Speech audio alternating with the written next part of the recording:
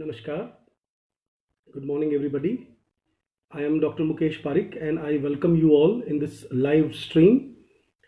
Uh, Today, I have planned to deliver a lecture on Wordsworth. I'll be just reading some points from Intimations. Uh, Earlier, I planned that I would be teaching Ode on Intimations of Immortality, but now I have decided, I will begin because Ode on the Intimations of Immortality as a poem was written later, and first he wrote this Tinton Abbey. The full title of this poem is Lines Written a Few Miles Above Tinton Abbey. Those who are watching me first time, I would like you all to kindly subscribe to my YouTube channel, Mukesh Parikh.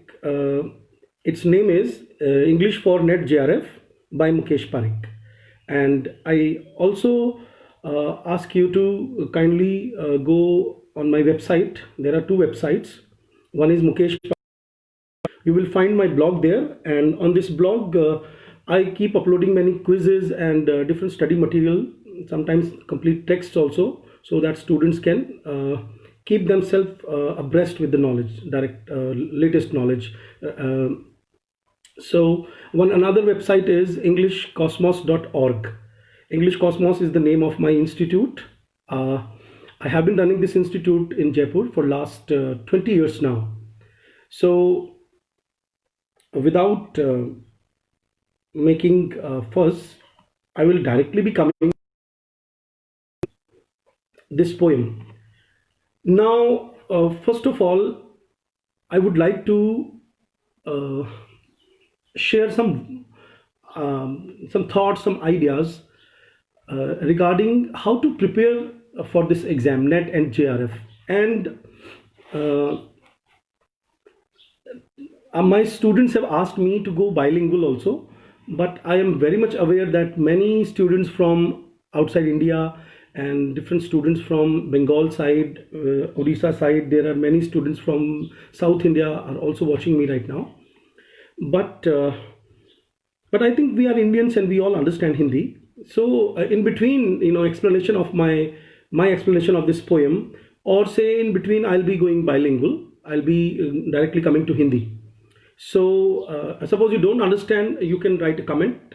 Then I will speak Hindi, English also.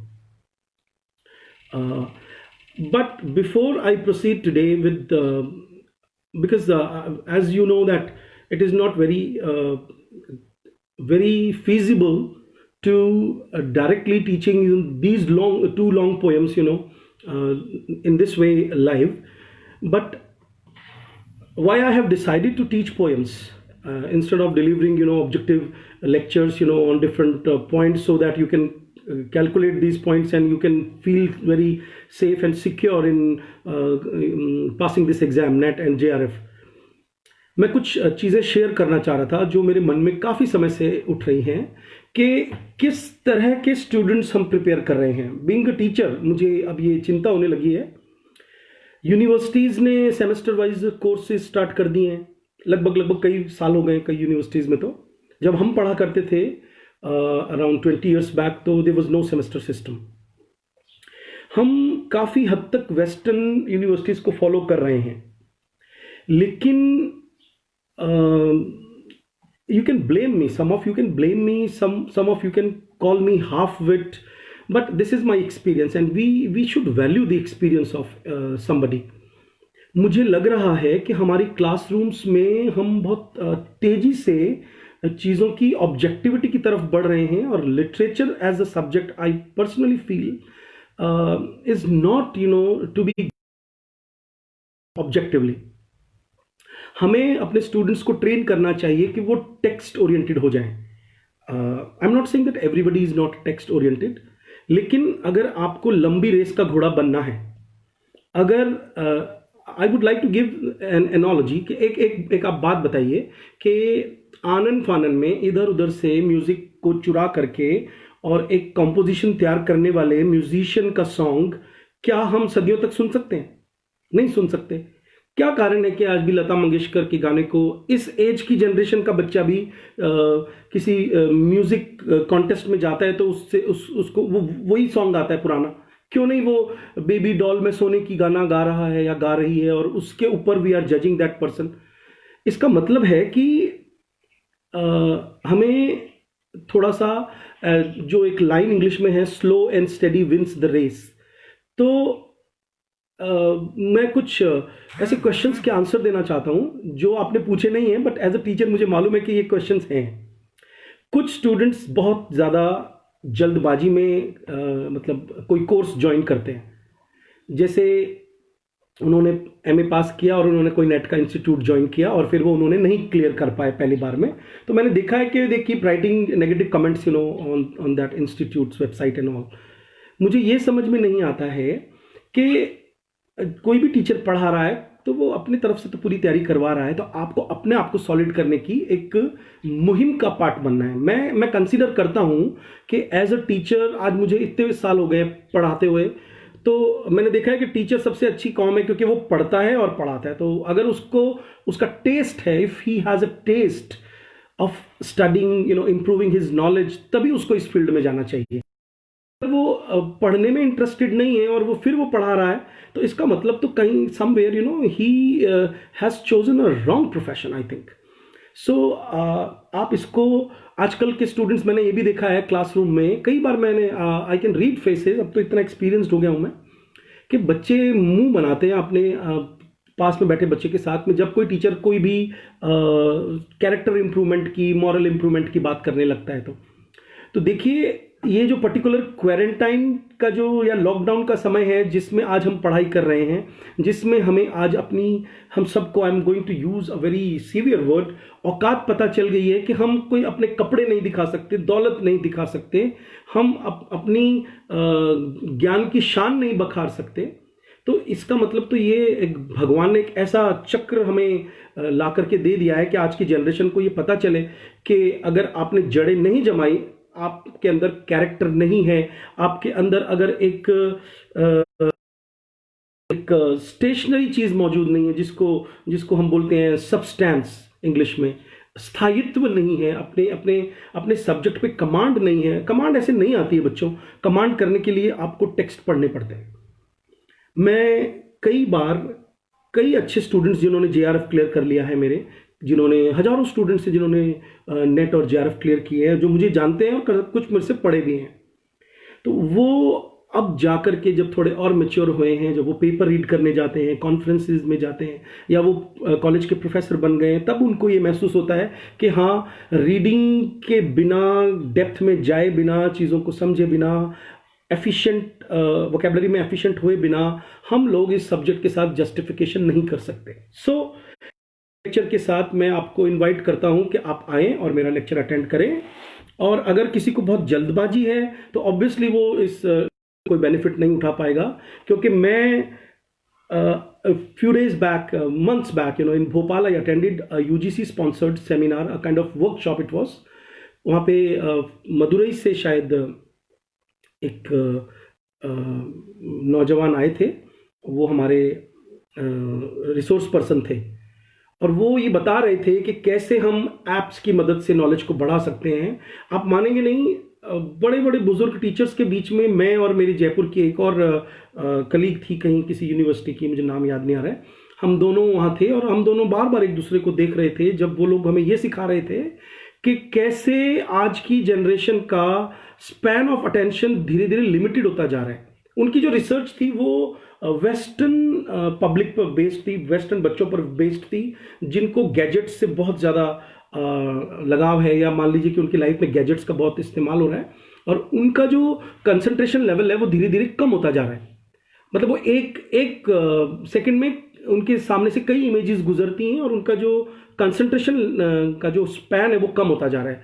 तो that person was about to teach us, like coping with this thing, how we can make our classrooms more effective. लेकिन I'm that kind of person who moves against the grain. मैं ये कहता हूँ, मुझे बिल्कुल वहाँ पे अच्छा नहीं लगा। मैंने कहा ना, एक्सपीरियंस की वैल्यू होती है लाइफ में, और कभी भी ये नहीं सोचता हूं मैं, और मैं भी आपको भी ये सलाह देता हूं कि अगर मान लीजिए 100 लोग आपका ऑपोजिशन कर रहे हैं, that does not mean that you are wrong. मुझे ये महसूस हुआ कि अगर बच्चे का कंसंट्रेशन लेवल या स्पैन ऑफ जो किसी टॉपिक को समझने का कम है, तो टीचर की ड्यूटी तो ये बनती है कि उसको बढ़ाए। अगर हम टिक करके एक चीज को नहीं पढ़ेंगे, समझेंगे नहीं, तो फिर हम क्यों प्रोफेसर बन रहे हैं? ये जल्दबाजी किस बात की है हमें? तो इस लेक्चर को मैं इस पॉइंट से इसलिए स्टार्ट कर रहा हूं क्योंकि मैं ये लॉजिकली नहीं कहना चाह रहा हूं कि मैं बहुत अच्छा हूं और क्योंकि मैं पढ़ता हूं तो तुम भी पढ़ो। लेकिन मैं तो ये कहना चाह रहा हूं कि हाँ, अगर हमें एक खास जगह पर जा करके और चीज़ों की क्लैरिटी को समझ करके प्रोफेसर बनना है। कई बार तो मैं प्रोफेसर का भी मीनिंग बच्चों को समझाता हूं अपने क्लासरूम में, कि प्रोफेसर का मतलब है one who can profess, one who can do prophecy. तो उसका मतलब है कि वो कितना बड़ा इंटेलेक्चुअल बन जाता है कि वो चीज़ों की गहराई को समझने लगता है। और वो आम तौर पे जो कॉमन परसेप्शंस होते हैं लोगों के, जिनको हम जनरल परसेप्शंस बोलते हैं, वो उनके इन बिटवीन जाकर के he can read between the lines. इस तरह का व्यक्तित्व बनने के लिए हमें गहराई से चीज़ों को पढ़ना चाहिए, बुक्स को पढ़ना चाहिए। और मुझे खुशी है कि मेरे साथ जुड़ने वाले मैक्सिमम नंबर के जो स्टूडेंट्स हैं वो इसी कैटेगरी के हैं, जो बहुत मेहनत करना चाहते हैं। मैं उनको ऑल द बेस्ट कहते हुए अपने लेक्चर की तरफ बढ़ूंगा। और कई बच्चे खुश हैं आज कि मैं हिंदी में भी बोल रहा हूं, और क्या पता, because we actually are not English people, so it might be like I'll be keeping myself on this track of Hindi only, but then I will not be able to justify the lecture. Let us start. So सबसे पहले तो when I start talking about lines written a few miles above Tintin Abbey. It is a poem by William Wordsworth, and the title lines written a few miles above Tintin Abbey on revisiting the banks of the Wye, W-Y-E. Wye is the name of the river. During a tour, July 13, 1798. Now this is the complete title of this poem. Is often abbreviated simply to Tintin Abbey. Means in short, we mostly call this poem Tintin Abbey. Tintin is the name of the place. Abbey is a place, I think, which is a kind of a kind of cemetery, a kind of graveyard, one which is, I think, spread to miles, and it is mostly outside the city. So we can call this poem in the category of loco descriptive genre. Write down loco, L-O-C-O, descriptive genre, G-E-N-R-E. Now, what is loco descriptive genre? Loco descriptive genre का मतलब होता है, आपने शायद कभी डेनहैम का नाम सुना होगा। एक जॉन डेनहैम करके राइटर हुए हैं, उन्होंने एक पोएम लिखी थी 1642 में। He started this category. So इसको टोपोग्राफिकल पोइट्री भी बोलते हैं। टोपोग्राफी का मतलब होता है नेचर, लैंडस्केप, पहाड़ियाँ, झरने, हिल्स, इन सब के बारे में लिखने वाली पोइट्री का नाम है टोपोग्राफिकल पोइट्री। और loco descriptive poetry, it is a genre of poetry that describes and often praises a landscape और प्लेस। जैसे कि मैंने नाम लिया John Denham, in 1642 he wrote a poem, Cooper's Hill. The question has already appeared in our NET exam. Established the genre, which peaked in popularity in the 18th century England. I'm reading some points from the PPT which I mostly give to my students in the classroom. The topographical poetry, हालांकि मैं इसको पढ़ रहा हूँ जैसे कि mostly हम पढ़ते हैं, otherwise this word would be pronounced as topographical. Poetry in the tradition originating with Denham concerns itself with the classics and many of the various types of topographical verse such as river, ruin का मतलब होता है खंडहर, और hilltop poems were established by the early 17th century. I would also like to read from the other famous poems in this category. जैसे Alexander Pope की एक poem है विंस्टर फॉरेस्ट,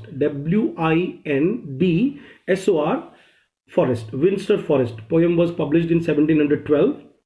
एक और राइटर हुए हैं जॉन डायर, DYER, उनकी poem है ग्रोंगर हिल, GRONGAR, ग्रोंगर hill. It was published in 1726-27. Are the two other often mentioned examples in following centuries. एक आपको याद होगा मैथ्यू आर्नल्ड ने भी लिखी थी द स्कॉलर जिप्सी, हालांकि that poem comes in the category of an elegy, but not strictly as an elegy, because in this poem the writer is talking about that area around Oxford, okay, describing all the landscape and all. Oxfordshire, we call it. And W.H. Auden की एक poem है In Praise of Limestone. Limestone landscape is an allegory. So this is all about the kind of other poems. Now Wordsworth claimed to have composed the poem entirely in his head, beginning it upon leaving Tintern and not jotting down matlab likhna, so much as a line until he reached Bristol, by which time it had just reached mental completion. The poem is written in iambic pentameter, जिसको blank verse बोलते हैं. Tightly structured verse paragraphs में poem लिखी गई है. Verse paragraphs are longer blank verse lines. We cannot call them stanza because though it is called a kind of lyric or an ode, but it is not strictly is changing the style. सबसे खूबसूरत बात इस poem की क्या है, that इसको हम odd भी कह सकते हैं, बैलेड भी कह सकते हैं, because this poem was added into lyrical ballads, and एक ड्रामेटिक मोनोलॉग भी है, and it also falls in the category of the conversational poems. Conversation poems romantic writers लिखते थे. फॉर एग्जाम्पल कॉलरिज ने लिखी है जिसमें ही इज टॉकिंग. अच्छा, इस पोएम में वाई रिवर का रेफरेंस आता है, ये क्वेश्चन आया हुआ है. डोरोथी वर्ड्सवर्थ इसके साथ है, इस वक्त उनकी बहन थी जिसको इन्होंने यहाँ पे एड्रेस किया है पोएम के अंदर. In this poem we also come across many references to his childhood. अच्छा, अब बात आती है कि इस पोएम की खास बात क्या है, ये क्यों सिलेबस में रखी जाती है mostly. First of all, Wordsworth, the growth or the journey of Wordsworth, if we try to understand, we see that Wordsworth has tried, loving nature. He has said many times, in different letters and journals, that he loved nature. उसको nature attract करती थी. अब nature attract करती है तो ठीक है, अच्छी बात है, that can be a subjective और personal taste. What is to do with spirituality?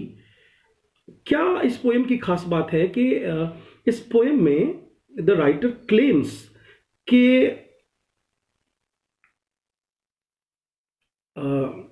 Shubhra, you always have problems, beta.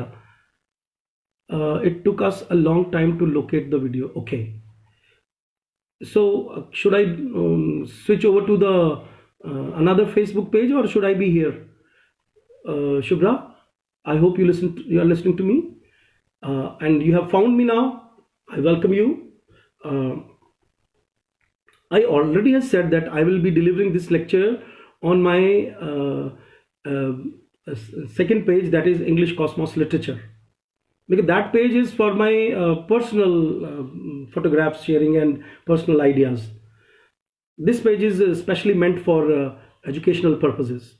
Okay, I'm sorry for the digression, there was a disturbance. And okay, so this is the simple information, and now let us talk about that. I was talking about like what is the importance of this poem. देखो बच्चों, बच्चे बोलूं कि friends बोलूं, I am not sure. चलिए बच्चे बोल देता हूं. Friends are also watching me, I think. इस पोएम का जो स्ट्रक्चर है, I would be reading first of all that structure. Line number 1 to 49 में the writer is talking about revisiting the natural beauty of the why after 5 years fills the poet with a sense. क्योंकि poet इस कविता में he says that I have come back to the same spot after 5 years, and उन 5 सालों के अंतराल में उसका चीज़ों को देखने का नज़रिया बदल गया है, and now he can internalize the landscape. He can make nature the part of his inner self, that is soul. And he says that the tranquil restoration, He recognizes in the landscape something which had been so internalized as to become the basis for out of the body experience. अब मैं इसको कैसे समझाऊं, इस poem की को read करने से भी पहले मैं आप लोगों को एक बात पूछना चाहता हूं कि क्या आपके घर के आसपास आजकल ट्रैफिक का शोर नहीं है? रेटोरिकल क्वेश्चन है क्योंकि मालूम है आपको नहीं है. नंबर 2, मैं तो एयरपोर्ट के पास रहता हूँ. I think hardly I think आधे किलोमीटर पे या मेरे ख्याल से क्वार्टर किलोमीटर पे यहाँ पर एक एयरपोर्ट है मेरे घर के पास. लेकिन एकदम सिरेनिटी, शांति. अब बताइए कि इस शांति में आपने हवा को महसूस किया है? अगर मैंने आपको ये क्वेश्चन पूछा तो आप मुझे पागल कहेंगे. मेरी वाइफ मुझे कल कह रही थी कि 1 मिनट के लिए आप छत पे आओ और देखो कितनी अच्छी हवा चल रही है. मैंने कहा हवा तो हमेशा ही चलती रहती है. तो मैं गया और मैंने देखा कि यस, मुझे वर्ड्सवर्थ ही याद आए. सिंपल एकदम मुझे वर्ड्सवर्थ याद आए, जिन्होंने the world is too much with us नाम की एक सोनेट में ये बात लिखी है कि we are out of tune, we are out of sync with nature. अब हवा जब हमें लगती है तो हम उसको फील नहीं करते क्योंकि हम तो सुबह से लेकर शाम तक उलझन में ही उलझे रहते हैं लाइफ की. फिर क्या आपने वाकई कभी आसमान को देखा है? एकदम बड़ी सी बिल्डिंग में जाकर ऊपर आसमान को देखिए काफी देर. आपको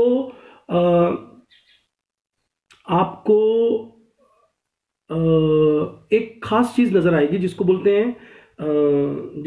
हैं इन्फिनिटी. क्या होती है? मैं अच्छी तरह से मुझे याद है, मैं पहली बार जब चेन्नई के बीच पे गया था तो मुझे वहां से फैमिली को खींच के लाना पड़ा क्योंकि मैंने कल भी आपको वीडियो में अपने लेक्चर में बताया था कि हम लिटरेचर के स्टूडेंट्स सेंसिटिव होते हैं. तो ऑब्वियसली कॉन्शियसनेस लेवल थोड़ा हाई तो होता ही होगा, तभी तो हम लिटरेचर चूज करते हैं. तो मैं ये नहीं कह रहा हूँ कि साइंस वाले, I have been a graduate of science वाले तो ज़्यादा कॉन्शियस होते हैं, ज़्यादा इंटेलिजेंट होते हैं. लेकिन मुझे लगता है एब्स्ट्रैक्ट एंड सटल चीज़ों के लिए लिटरेचर के टीचर्स और जो स्टूडेंट्स होते हैं वो चीज़ों को ज़्यादा, अगर उनको थोड़ा झंझोड़ आ जाए ना तो they can understand it well. या सुप्रिया सिंह ने लिखा है कि हाँ, chirping of the birds is easily heard around. Yes, मैं यही कहना चाह रहा हूँ कि एक बार तुम नेचर के साथ लिंक करके देखोगे ना तो तुमको ये पता चलेगा कि वर्ड्सवर्थ क्या कह रहे हैं. हम वर्ड्सवर्थ को नहीं समझते हैं क्योंकि हमने नेचर को देखा नहीं. आज की जनरेशन ने तो बिल्कुल नहीं देखा. मैं तो जम्मू कश्मीर में पला बड़ा हूँ. मैं I was a great lover of flowers और मैं वर्ड्सवर्थ को इसलिए अच्छी तरह से समझ सकता हूँ. कीट्स को, these all writers are very very close to my heart because मैं जब भाई लोग क्रिकेट खेलते थे तो मैं फूलों के गुलदस्ते बनाया करता था. आज मेरे पास, मैंने अपने गार्डन से 2 फूल उठा रखे हैं, देखो उधर आपको दिख रहे होंगे, वहाँ पे बुद्ध की मूर्ति के पास में. और yes, Kumkum says that it's broad and exploring minds. तो दैट्स ग्रेट. मैं जो समझाना चाह रहा हूँ, मैं चाहता हूँ कि आप लोग उसको समझो, ताकि, और ये क्लास मैं अपने स्टूडेंट्स के लिए ले रहा हूँ और जो भी मुझसे जुड़ना चाहता है उनका स्वागत है. मैं कृष्णा राजपूत को देख रहा हूँ. हेलो बेटा, हाउ आर यू? अच्छा, आई कंटिन्यू माई लेक्चर कि नेचर को हम कैसे समझे. देखिए, मैं कई बार अपनी क्लास में ये बात बताता हूँ कि मेरे साथ क्या होता है. मैं अपनी कार ड्राइव करते हुए आ रहा हूँ और मान लो कि फूलों की दुकान मुझे दिख गई तो मैं सच बता रहा हूँ कितनी बार एक्सीडेंट होते हुए बचता है क्योंकि मेरा दिमाग उस फूल में उलझ जाता है. मैं ये नहीं कह रहा हूँ कि भाई नेचर डिस्ट्रक्टिव है. मैं ये कहना चाह रहा हूँ कि नेचर अट्रैक्ट करती है. आपके अंदर वो सेंसिटिविटी, वो रेज्ड एंड हाई कॉन्शियसनेस का होना बहुत ज़रूरी है. अगर वो हाई कॉन्शियसनेस का लेवल नहीं है तो ये पोएम तो आप नहीं पढ़ सकते. आप इसको केवल शब्दों को ही देखते रह जाओगे. तो 1 to 49 लाइन में राइटर ने यही कहा है कि रिविजिट करने पर अब जाके मुझे पता चला. वर्ड्सवर्थ कह रहा है, Wordsworth says that oh my God, ये नेचर ये होती है, इसके मतलब बॉडी के एक्सपीरियंस से बाहर की चीज़ है नेचर, ये वो एक्सपीरियंस करता है. ओके, फिर आता है, क्या मैं आपके लिए इस पोएम की ओरिजिनल लाइंस पढ़ूं? मैं पढ़ता हूं, चलो. 5 years have passed, 5 summers with the length of 5 long winters, and again I hear these waters rolling from their mountain springs with a sweet inland murmur. अब इन 4 लाइन में कुछ नहीं, simply explaining, the nature. Once again do I behold these steep and lofty cliffs, which on a wild secluded scene impress thoughts of more deep seclusion. ये important line है. मैंने लिख दिया था कि आप लोगों को मैं ये पोएम पढ़ाऊंगा, तो मेरे को लगता है कि आपके पास ये पोएम होगी. अगर ऐसा नहीं है तो कल से अगर मैं लिखूं तो आपके पास वो पोएम हो तो आपको अच्छा लगेगा समझना. Once again do I behold मतलब देखना, these steep and lofty cliffs, ऊंची ऊंची जो पहाड़ियां हैं, which on a wild secluded scenes, दुनिया के से दूर इन सेक्लूजन में, एकांत में, राइटर कह रहा है, scene impress thoughts of more deep seclusion, inside में, अंदर में हम अकेले हैं, और अगर हमने उस एकांत को खोजना है तो हमें we have to be one with the nature outside. ऐसा हो सकता है बच्चों, ऐसा कहा गया है कई स्क्रिप्चर्स में, क्रिश्चियनिटी में, इस्लाम में, हिंदुओं में भी, कि आपको ना अपने आप को पहचानना है. आपको अपने आप को पहचानना है तो आपको भगवान समझ में आएगा, खुदा समझ में आएगा. तो आप जब नेचर से जुड़ते हो ना, तो आपको लगता है ना कि आपकी जो कॉन्शियसनेस के ऊपर जो वजन है बाकी चीज़ों का, वो हट जाता है. और जैसे आप उससे जुड़ते हो, आपको अपने अंदर एक ट्रैंक्विल बीइंग है, सोल है, जो किसका अंश है बताओ? परमात्मा का, जो आनंद स्वरूप है. ऐसा कहा गया है. देखिए, दुनिया के सभी शास्त्रों में कहा गया है कि परमात्मा आनंद स्वरूप है, और परमात्मा का अंश कौन है? आत्मा. तो मैं एक हिंदू के पॉइंट ऑफ व्यू से पोएम समझा सकता हूं आपको. क्रिश्चियन पॉइंट ऑफ व्यू से तो the poem was criticized. Ode on the intimation of immortality और टिंटन एबे को काफी क्रिटिसाइज किया गया है, क्योंकि industrialization was very much happening around when this poem was written.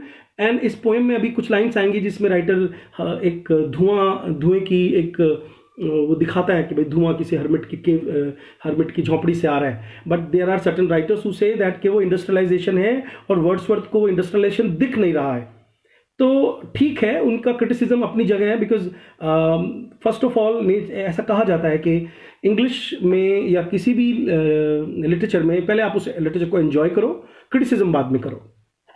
तो landscape, I read the landscape within the quiet, and connect the landscape with the quiet of the sky. The days come when I again repose here under this dark sycamore. Sycamore एक झाड़ी को बोलते हैं. And view these plots of cottage ground, these orchard tufts. Orchard Tufts का मतलब है फलों के बागान हैं, वहाँ पे झाड़ियाँ उगी हुई हैं. Which all this season with their unripe fruits among the woods and copses मतलब झाड़ियाँ जो आपस में उलझी होती हैं. Lose themselves nor with their green and simple hue मैंने colour, disturb the wild green landscape. Sorry, there was an interruption. Writer claims, with their green and simple hue disturb the wild green landscape. Once again I see these hedgerows, hardly hedgerows. अब देखो ये line important है कि अब उसको जो झाड़ियां दिख रही हैं, hedges दिख रही हैं, वो hedgerows ऑर्डिनरी hedgerows नहीं रही, बल्कि वो कुछ और ही नजर आ रही हैं राइटर को. जैसे कि मैंने बताया कि अगर आप नेचर से कनेक्ट होना चाहते हैं, खास तौर पे आप शांत होकर के और दो फूल को देख लो, दो पक्षियों को उछलते ही देख लो आप, मैं कहूँ for the time being, you will see that you are disconnected with this humdrum of life, और आपको पता चलेगा कि you are a part of nature. वो एक आई थी ना रॉक स्टार पिक्चर, जिसमें एक लाइन आती है, ओ नेचर के रक्षक मैं भी हूँ नेचर. तो why do we forget that we are a part of nature, we are nature. तो अगर आपने देखा है मूड खराब हो जाता है कभी कभी मौसम खराब होने पर, इसका मतलब है कि we are part of nature. तो this poem, through this poem the writer wants to convey कि 5 साल पहले मैं केवल आउटर नेचर को समझता था, अब इस आउटर नेचर के साथ I can connect my soul. So this is the simplest explanation. चलिए आगे बढ़ते हैं. Once again I see these hedgerows, hardly hedgerows, little lines of spotted wood run wild, these pastoral farms green to the very door, and wreaths of smoke sent up. ये question कई set exam में आया हुआ है. These pastoral farms green to the very door, wreaths of smoke sent up in silence from among the trees, with some uncertain notice, as might seem, of vagrant dwellers. Poem में बहुत गहरी गहरी बातें हैं. अगर मैं एक रिसर्चर के तौर पर इस पोएम को पढ़ूं तो ये लाइंस ये line is talking about the aboriginal people. Aboriginal people का मतलब होता है कि हम कई बार जब पोएम्स पढ़ते हैं ना, तो हम देखते हैं कि जैसे टिंटन एबे के अंदर रेफरेंस आता है, स्कॉलर जिप्सी में रेफरेंस आता है उन लोगों का जो जिप्सीज हैं. तो अब हम लोग क्या करते हैं, इंटेलिजेंट स्टूडेंट अगर हमें बनना है तो हमें देखना है कि वो कौन लोग हैं इंग्लैंड में जो इंग्लैंड के अंदर जर्मन अटैक से पहले भी रहा करते होंगे. सोचो कभी सोचो. इसका मतलब है कि इन पोएम्स में समवेयर दो certain lines are there which can give you a clue that there are certain aboriginal people, मतलब नेटिव्स. इंग्लैंड भी आउटसाइडर्स हैं, इंग्लिश पीपल भी आउटसाइडर्स हैं. जैसे हमारे बारे में कहा जाता है कि हम लोग आर्य हैं और आर्य भी जर्मनी से आए थे. तो ऐसे ही कुछ लाइन्स हैं इसमें, जैसे इसमें इसने यहाँ पे लिखा है, as might seem of vagrant dwellers. अब ये लाइन पूछ सकते हैं एग्जाम में. वैग्रेंट का मतलब भटकने वाले, ड्वेलर्स मतलब रहने वाले. वैग्रेंट ड्वेलर्स ऑक्सीमोरॉन भी हो सकता है, क्योंकि जो भटकता है वो रह कैसे सकता है ना. In the houseless woods, woods जहाँ पे हाउस नहीं है लेकिन लोग रहते हैं. और of some hermits cave where by his fire the hermit sits alone. ये लाइन्स मुझे भी बहुत परेशान करती हैं, क्योंकि उनके यहाँ पे हर्मिट्स का मतलब कुछ और होता वो भी साधु ही है, पर अपनी तरह धुनी रमा के नहीं बैठता. But writer has created a scene के एक साधु है और शायद वो एक आग जला के बैठा है, और हो सकता है सर्दी हो, आग जला के बैठा हो, खाना पका रहा हो, नॉट श्योर. लेकिन this scene is quite Indian in its setting, जो कि आपको सरप्राइज करेगा. दो एब्सेंट लॉन्ग, राइटर कह रहा है मैं यहाँ से काफ़ी समय एब्सेंट रहा हूँ. These forms of beauty have not been to me as is a landscape to a blind man's eye. ये लाइन्स एग्जाम में आई हुई है. ये सीन मैं यहाँ से 5 साल पहले देख करके गया और आज मैं वापस यहाँ आया हूँ, लेकिन ये सीन मुझे ऐसा नहीं था कि कोई ब्लाइंड आदमी देख करके चला गया हो. यानी कि ऐसे सीन्स जिसको वो सीन्स जो किसी को अफेक्ट नहीं करते हैं. Writer wants to say that these scenes had, these natural scenes had some effect on his soul.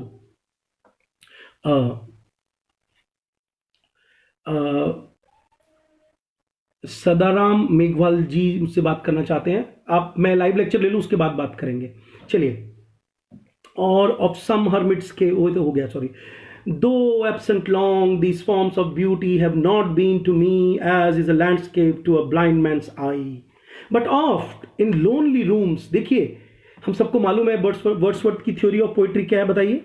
Theory of poetry है कि spontaneous overflow of powerful ideas recollected in tranquillity. मतलब शांति में जब हम बैठें और वो सीन जो बहुत सुंदर हो और स्पॉन्टेनियसली, मतलब तुरंत उन्होंने हमें अफेक्ट किया हो, और अगर हम रात को अपने बिस्तर में सोने से पहले उनके बारे में सोचें तो वो सीन एज इट इज दिमाग में आए और वो की वही फीलिंग्स हमारे अंदर जनरेट करें, तो इसका मतलब है कि अगर हम उनको लिख सकते हैं तो वो पोइट्री है. ये है उस पूरी डेफिनेशन का मतलब. तो यहाँ पर ये उसी की बात कर रहा है कि oft in lonely rooms and mid the डिन ऑफ टाउन्स एंड सिटीज. डिन मतलब शोर, टाउन्स और सिटीज के इस शोर में I have owed to them in hours of weariness. मतलब जब मैं बहुत परेशान हो जाता, सेंसेशन से स्वीट, उनको याद करता. किनको? जब टिंटन एबे में 5 साल पहले जो ये सीन देख के गया था, वो सीन इसकी खुराक बन जाते थे. मैंने कहा आपको कि मैं I have been a person of Wordsworth sort. Yes, I can imagine a simple flower. Tennyson ने कहीं लिखा है the flower in the crannie. आप एक पोएम का नाम लिख लो, flower in the crannied wall. Tennyson की बहुत छोटी सी पोएम है. अब उसको समझना, जो भी बड़े बड़े कवि हैं वो इस चीज को समझते हैं. बच्चों एक बात बताओ, आप, एक बीज के अंदर सृष्टि है, एक बीज के अंदर सारा पौधा, बड़ा पेड़. Child is the father of man, Wordsworth ने कहा है. ये सारे पोइट्स समझ में आ सकते हैं, शर्त है कि कोई समझाने वाला हो आपको, तो आप एंजॉय करोगे. इनको एंजॉय करोगे तो रटने की जरूरत ही नहीं है चीजों को. चलिए मैं वापस आता हूं टॉपिक पर. वो what he says that in the hours of weariness sensations sweet felt in the blood. आपके एग्जिस्टेंस में राइटर को फील होता है ये. And felt along the heart and passing even into my purer mind. अब ये प्योरर माइंड इन्वर्टेड कॉमास में आप लिख सकते हैं अपनी कॉपी में कि प्योरर माइंड क्या है, हमारे बाहरी माइंड के अंदर। साइकोलॉजी की स्टडी तो स्टार्ट नहीं हुई थी तब तक, लेकिन these writers were 100% influenced by John locks human understanding वाला जो ऐसे कल हम बात कर रहे थे। वो कह रहे हैं कि हमारे अंदर एक प्योर माइंड है, एक एब्स्ट्रैक्शन है, एक सटल है, कुछ है सोल में जो इस बाहरी नेचर से अपने आप को लिंक करता है। लेकिन हम क्या करते हैं, अपने शरीर को पालने के लिए, अपनी एम्बिशंस को, महत्वाकांक्षाओं को पालने के लिए क्या करते हैं, कहीं ना कहीं बाहर से लिंक हो जाते हैं। Okay, felt in the blood and felt along the heart and passing even into my purer mind with tranquil restoration. Tranquil restoration, tranquil का मतलब होता है शांति, जो आजकल हमारे चारों तरफ है।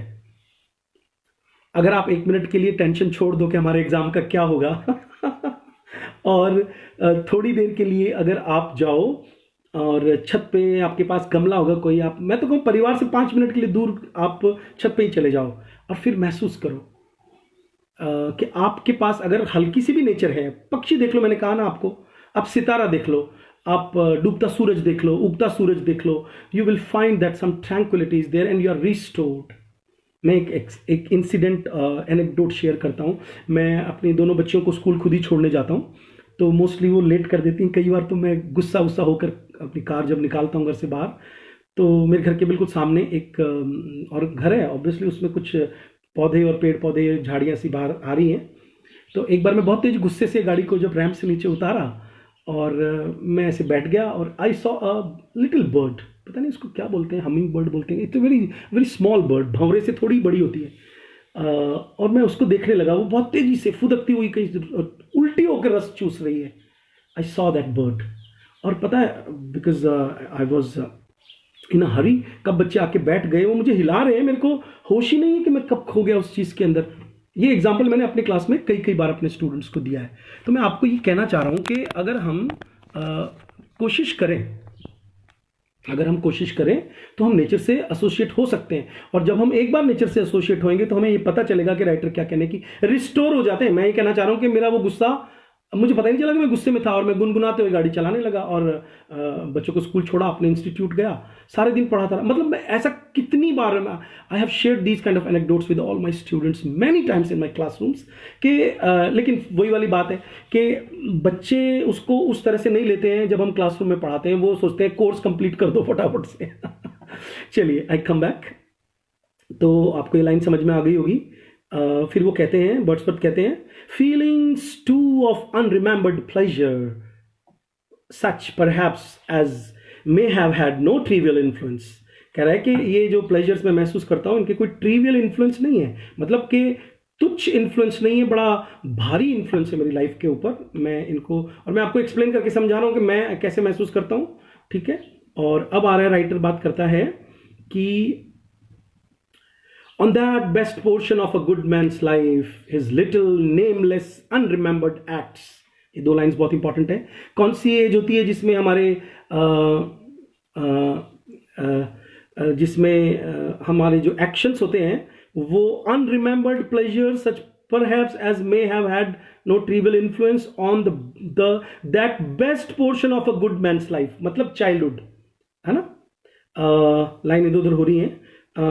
his little nameless unremembered acts of kindness and of love। तो हम बच्चे होते हैं तो काइंडनेस और काइंडनेस होती है क्योंकि हम किसी का बुरा नहीं चाहते। बचपन में हमारे को ऐसा लगता है कि सभी अपने हैं। हम बचपन में ऐसा देखते हैं कि हाँ सभी अंकल अच्छे हैं, कोई टॉफ़ी देख कर हमें कहीं भी ले जाए, है ना। तो वो कह रहा है कि वर्ड्सवर्थ कह रहे हैं कि his little nameless unremembered acts of kindness and of love, nor less I trust to them I may have owed another gift of aspect more sublime, that blessed mood। ये आपको लाइन आती है exam में, hello Radhe, how are you, blessed mood, sublime the blessed mood। blessed mood कितनी गहरी, कितना गहरा phrase है। देखो blessed mood क्या होता है, अपन बोलते हैं ना ब्लिस इंग्लिश का सबसे बड़ा वर्ड है, मतलब गॉड की कृपा से ही ब्लिस आता है, जिसको हम बोलते हैं आनंद से रहो। आनंद सबसे ऊंचा आनंद अंदर होता है बच्चों, सोल के अंदर। भगवानों की सभी मूर्तियों पे मुस्कुराहट होती है, आनंद। और फिर होता है परम आनंद, जो परमात्मा को सच्चित आनंद, भगवान कृष्ण का गीता में मेन जो रेफरेंस है वो यही है कि आनंद, तो राइटर उसी की बात कर रहा है यहाँ पे कि ब्लेसड मूड में आ जाता हूँ मैं उस नेचर को याद करके। एंड लाइन खो गई है बच्चों, एक minute. In which the burden of the mystery, ये लाइन एग्जाम में आई हुई है, बर्डन ऑफ मिस्ट्री, ये जो मैंने आपको 2-3 लेक्चर पहले ये लाइन कहीं समझाई थी, बर्डन ऑफ मिस्ट्री, ये जो इंसान का जो जीवन है, in which the heavy and the weary weight of all this unintelligible world, ये वर्ल्ड हमें समझ में नहीं आता है, अनइंटेलिजिबल है, हम इसको समझ नहीं सकते। हमारी जो सेंसेस हैं, the writer says that these senses are very feeble, we cannot understand. हम इन इंद्रियों से केवल बाहरी अनुभव कर सकते हैं, अंदर का जो परमात्मा का जो अनुभव है वो हमें नहीं होता है। ओके फिर वो कहते हैं वर्ड्सवर्थ कहते हैं, of all this unintelligible world is lightened, और वो लाइट हो जाता है बर्डन मेरे ऊपर से और मैं हल्का हल्का महसूस करने लगता हूं। That serene and blessed mood, फिर से वो लाइन आ रही है, in which the affections gently lead us on, ऐसा महसूस करता हूं कि वो अफेक्शंस ही हमें आगे ले जाते हैं लाइफ में, until the breath of this corporeal frame. Corporeal का मतलब क्या होता है? शरीर, ये जो देह है, देह को बोलते हैं हिंदी में, इंग्लिश में कॉर्पोरियल फ्रेम, ये जो शरीर है। And even the motion of our human blood almost suspended, रुक जाता है आपका शरीर। मतलब कि आपकी जो कॉन्शियसनेस है, उस कॉन्शियसनेस के अंदर एक लिंक हो जाता है परमात्मा की नेचर का और आपके अंदर की नेचर का, ये कहना चाह रहा है वो। Suspended we are laid asleep in body and become a living soul, और बॉडी तो जहां है वहीं रह जाती है और हम एक आत्मा बन जाते हैं, एक परमात्मा में चारों तरफ। वो गाना सुना है आपने? एक गाना सुनना आज आप YouTube पे, जो लोग भी इस पोएम को अच्छी तरह से समझना चाहते हैं। अगर किसी को हॉपकिंस समझना है, पाइड ब्यूटी, और किसी को ये पोएम समझनी है, तो एक गाना मेरा कहना मान के सुनिएगा। गाना है, ये कौन चित्रकार है, ये कौन चित्रकार, जितेंद्र का गाना है, मुझे फिल्म का नाम याद नहीं है। ये कौन चित्रकार है, ये कौन चित्रकार है, ये कौन चित्रकार। इस गाने में आप इसको पूरा सुनना, उस गाने में पूरी सृष्टि को, बाहरी नेचर को, पेड़ों को, पौधों को, फूलों को, पहाड़ों को, झरनों को, नदियों को राइटर ऐसे मान रहा है जैसे किसी चित्रकार ने बनाया है। और then he is asking a rhetorical question कि ये इतना ब्यूटीफुल बनाने वाला कौन है। तो राइटर उसी तरह की बात कर रहा है। वो कह रहा है कि हम बॉडी तो सो जाती है और आत्मा जाग जाती है और आत्मा उसको महसूस करने लगती है। देखिए गीता का मैसेज है ये। और चक्र की थ्योरी में यहाँ पे लिंक करूंगा सभी बच्चों के लिए। भूल जाइए कि आप नेट की तैयारी कर रहे हो, जेआरएफ की तैयारी कर रहे हो, आप तो इस पोएम को समझो, बस मेरा यही मकसद है आज की क्लास का। आप में से कई स्टूडेंट्स को हमारे ह्यूमन बॉडी में जो 7 चक्र हैं उसका नॉलेज है कि नहीं है, तो आज इंटरनेट पे जाके स्टडी करो। फिर आप देखना कि हमारे जो चक्र होते हैं 7 आद्य चक्र, मुझे पूरे चक्रों के नाम एकदम याद नहीं आएंगे, लास्ट में ये चक्र खुलता है। और कहते हैं कि जब ये चक्र खुलता है, चक्र मतलब नसों के गुच्छे होते हैं, नसें में गुच्छे भी नहीं होते हैं, नसें होती हैं, उनमें एनर्जी का फ्लो या ब्लड फ्लो अच्छी तरह से नहीं होता है, वो ब्लॉक रहता है। और साधना करने से धीरे धीरे मतलब इंटरनलाइजेशन जब आपका होने लगता है तो आपके धीरे धीरे एक एक चक्र सक्रिय होते हैं, एक्टिव होते हैं। और जब वो यहां आता है तो कहते हैं कि आपकी समदृष्टि बन जाती है कि आपको हर चीज में वो जो परमात्मा का अंश है, गॉड पार्टिकल जिसको बोलते हैं आजकल, वो दिखने लगता है बच्चों।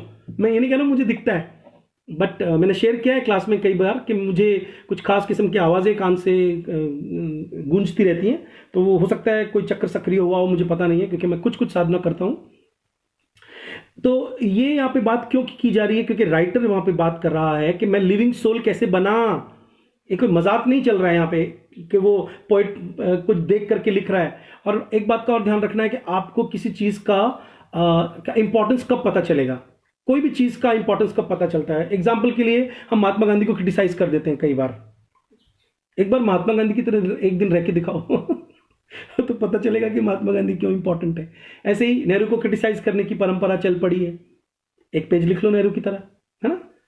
ऐसे ही कोई शास्त्र हम नहीं पढ़ते, एक बार गीता का एक श्लोक याद करो, उसकी गहराई में जाओ, पता चलेगा 10-10 दिन लगते हैं गीता के श्लोक को अंडरस्टैंड करने में। तो बात ये चल रही है कि लिविंग सोल होने के लिए आपको बाहरी एफर्ट्स कुछ तो करने पड़ेंगे so that you can become internalised. और वो राइटर पैदाइशी ऐसा है हो सकता है उसका कोई चक्र सक्रिय होके उसको वो दिखता है जो हमें नहीं दिखता, जैसे विलियम ब्लेक को मैनिफेस्टेशंस होते थे। तो ये तो हमें समझना ही पड़ेगा ना कि एक जगह हम 10 लोग बैठे हैं तो एक कुछ नोटिस कर रहा है और एक कुछ नोटिस कर रहा है, तो नोटिसिंग एबिलिटी तो है ना, तो we can not criticize Wordsworth, हमें अंडरस्टैंड करना ही पड़ेगा कि वो ये कह रहा है कि मुझे लिविंग सोल महसूस होने लगती है अपने अंदर। ओके, आगे पढ़ रहा हूं। While with an eye made quiet by the power of harmony. ये हार्मनी जो मैं समझाना चाह रहा था, that is the harmony of that you become equanimous with the outer world. There comes an equanimity between the outer world and the inner, which is also a nature, part of nature, and the deep power of joy. कभी synonyms और उनके etymology में जाइए अगर कोई कविताओं को समझना है तो, कि हम elation कब बोलते हैं, blithe कब बोलते हैं, ecstatic कब बोलते हैं, euphoric कब बोलते हैं, happy कब बोलते हैं, joy कब बोलते हैं, bliss कब बोलते हैं, अलग अलग वर्ड्स हैं। हिंदी में समझाऊं तो जो शब्द चक्षु है वो नेत्र की जगह काम नहीं आ सकता। चक्षु इज सूक्ष्म, समवेयर हेयर। हम नहीं कह सकते कि ये मृग चक्षुणी, हमको मृग नयन नहीं बोलना पड़ेगा, नयन इज आउटवर्ड, चक्षु इज इनवर्ड। तो शब्दों के भेद हैं, उन भेदों को समझते हुए कविता समझ में आएगी। The power of joy we see into the life of things. चीजों में एक लाइफ है, उसको हम समझ सकते हैं। ऐसा वर्ड्सवर्थ कह रहा है कि अब मुझे पहले समझ में नहीं आती थी, अब समझ में आती है जब मैं सेकंड टाइम वाई रिवर के पास में आया हूं, टिंटन एबे में। If this be but a vain belief, कह रहा है कि अगर ये बेकार का यकीन है मेरा, yet O how oft in darkness and amid the many shapes of joyless daylight when the unprofitable, ये लाइफ की बात कर रहा है, फ्रेटफुल स्टर्स मतलब जीवन में आपाधापी, this humdrum of life, unprofitable, जिसका कोई प्रॉफिट राइटर नहीं कह रहा है। राइटर ये बिल्कुल मना कर रहा है कि हम समझ सकते हैं आज this is the right time to teach this poem, I think, कि अब पता चल रहा है कि हम फालतू में ही। कल मैंने एक वीडियो देखा अनुपम खेर का, वो हमसे पूछ, भाइयों क्या चल रहा है, अब आप है ना कि ये जितनी भी आपाधापी है उसका कोई मीनिंग नहीं है लाइफ में। तो वो राइटर उसी की बात कर रहा है कि जो fretful stir is unprofitable and the fever of the world, ये जो संसार का बुखार हमें चढ़ा रहता है, मतलब कि हमारा दिमाग केवल उस संसार में लगा रहता है, कमाना, खाना, लोगों को दिखाना, जलन करना, गुस्सा करना, क्रिटिसाइज करना, कहता इन सब चीजों से मैं बाहर आ गया। Have hung upon the beatings of my heart, how oft in spirit have I turned to thee O sylvan Wye. Sylvan is a word which is used for the beauty of the rustic sides, rural side, bucolic भी बोलते हैं English में। सिल्वन, SYLVAN, Y नदी की तारीफ कर रहा है कि नदी जब मैं तेरे पास आता हूं तो मैं ये सब चीजें मेरे अंदर महसूस होती हैं। Thou wanderer though the woods, how often has my spirit turned to thee। ये लाइन एग्जाम में आई हुई है, ये देख करके पूछा कि किसकी बात कर रहा है। वो कह रहा है कि 5 साल पहले जब मैं नदी देख के गया था और वापस आया हूँ 5 साल बाद, तो इस दौरान बार बार मुझे जब ये नदी की याद आती है तो मेरी आत्मा जब इसकी तरफ मुड़ती है तो मैं सब चीजें भूल जाता हूं। And now distinguished thought with many recognitions dim and faint and somewhat of a sad perplexity। sad perplexity का मतलब है वो मुझे सैड कर देता है, कंफ्यूज कर देता है। बच्चों इसमें बैटरी कम होती जा रही है, मुझे नहीं लगता मैं लेक्चर पूरा करूंगा। चलिए जब तक ये कंप्लीट डाउन नहीं हो जाती मैं पढ़ाता रहूंगा। How often has my spirit turned to thee and now with gleams of half extinguished thought। half extinguished thought का मतलब है ऐसी थॉट्स जो आधी बुझी हुई हैं, मतलब आधी आती हैं और आधी नहीं आती हैं।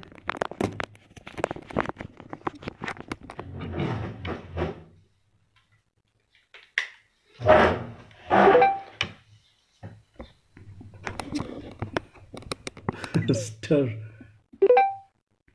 Battery can't be charged because it is hot. Battery is quite hot. I don't know what is he saying. Okay, so I think let me read more. With many recognitions dim and faint and somewhat of a sad perplexity, the picture of the mind revives again. While here I stand, वहाँ नदी के पास में कह रहा है, here I stand, not only with the sense of present pleasure, but with the pleasing thoughts that in this moment there is life and food for future years। तो ये कह रहा है कि आज अब देख के जाऊंगा तो जैसे 5 साल पहले नदी के आसपास की ब्यूटी देख के गया तो मतलब एंजॉय करता रहा, और ऐसे ही अब आने वाले समय में 5 साल अब देख के जाऊंगा तो आगे एंजॉय करूंगा। फूड का काम करेगी, आध्यात्मिक आत्मिक स्पिरिचुअल फूड का काम करेगी नदी के आसपास के सीन्स। फिर कहता है बच्चों, there is a snag actually, this something is wrong I think. मैं लेक्चर यहीं कंप्लीट करता हूँ और मैं इस पोएम को या तो फिर शाम को या कल पढ़ाऊंगा इसको, ठीक है। That's it for today, thank you very much, नमस्कार, हैव अ नाइस डे।